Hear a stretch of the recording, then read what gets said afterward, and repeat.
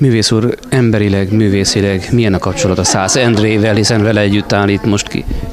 Hát nagyon nagy tisztelője vagyok, és Lulán keresztül is, ahogy megismertem az ő munkásságát, életét, videókat, technikáját, gyakorlatilag nagyon, tehát tényleg a legnagyobb mesterek közt tudom említeni, és a kötődését most nagyon buta és egyszerű szóval vonalaival, és ezt a kissé reneszánsz stílusú átérzésekkel, a kerámiával, üveggel én is foglalkozom, tehát hozzám nagyon közel áll mindenképpen. Technikákat tekintve milyen technikákkal dolgozik? A kezdeti technika az egy sima darabolt faros lemezeket raktam annó össze olajjal, tehát olajjal voltak az előző kiállításaim.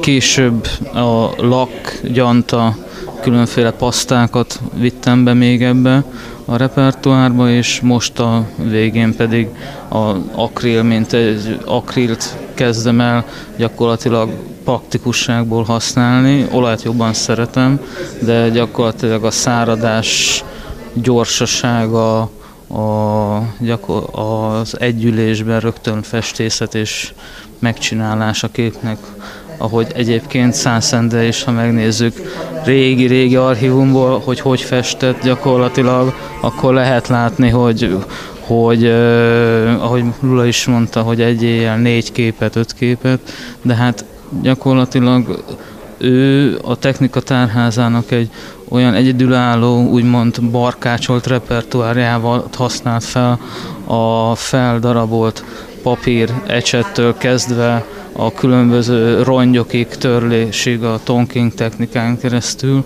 hogy ehhez képest mondjuk egy sima olajfestészet technikája az közel sem mérhető. Önnek, hogy úgy mondja, van polgári foglalkozása is, hiszen ha jól tudom, orvosként praktizál. Milyen helyet tölt be az ön életében a festészet, a művészet? Nagyon jó kérdés. Azt biztosan tudom mondani, hogy mindig megkülönböztetik a orvosfestőt, vagy festőorvost, és akkor azt mondják, hogy hobbiból hétvégén kívül a Dunapartra, és akkor csendéleteket festeget, ez nem én vagyok.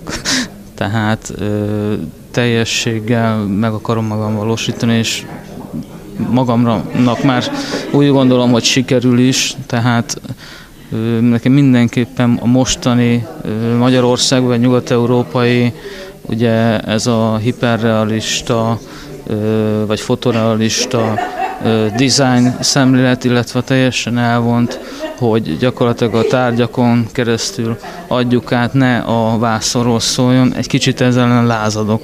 Tehát én szeretném azt, ha valakinek tetszik a kép, akkor levegye a falról, hazavigye, és jó érzésig kirakja a faláról, mint ahogy a Szász Endre képeket is.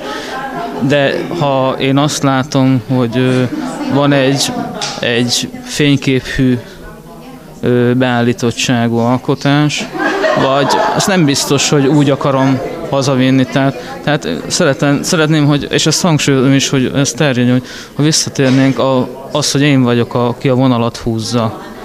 Nem a fotó, meg a projektor, hogyha én vagyok, aki a színt feladja. Tehát nem akarok megfelelni a fűezer zöldjének, hanem amit én adok oda. És akinek tetszik, az hazaviszi és szeretettel együtt él vele.